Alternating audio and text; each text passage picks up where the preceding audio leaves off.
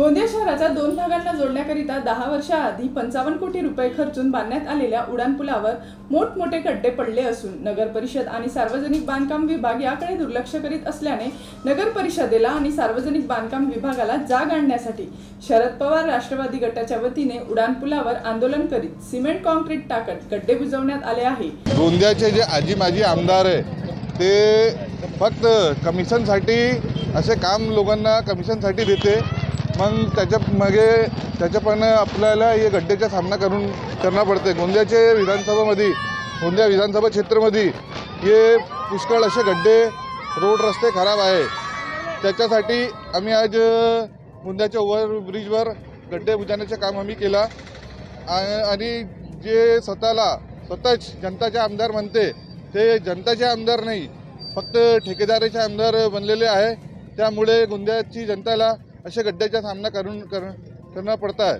या ब्रिजवर काही प्रमाणे भरपूर प्रमाणे दुर्घटना झालेली आहे।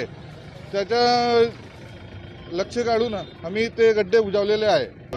आता हे पूल कोणी बनवलं, कसं बनवलं तुम्हाला सर्वांना माहीत आहे।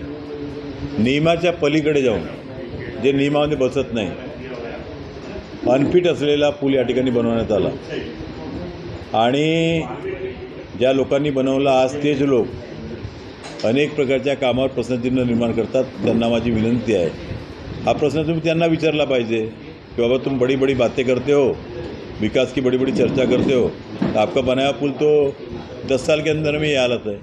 अंग्रेजों का पुल तो 100 साल पुराना होगा मेरे ख्याल से, मुझे पता नहीं। तुम्ही देखील त्या पुलावरचे गड्डे बुजवले होते? गड्डे नाही बुजवले होते, त्या पुलाच्या म्हणजे खालच्या बाजूला आणि मागच्या बाजूला जे गड्डे पडले होते ते बुजवले होते।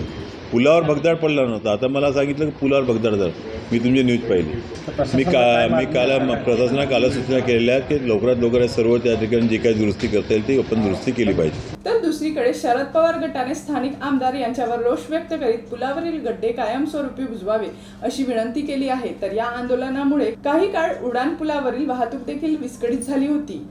जीबी न्यूजचे प्रत्येक अपडेट मिळवून घेण्यासाठी तुम्ही आमच्या चॅनलला लाईक करा, सबस्क्राइब करा आणि शेअर करा, तसेच बेल आयकॉनला सुद्धा प्रेस करा।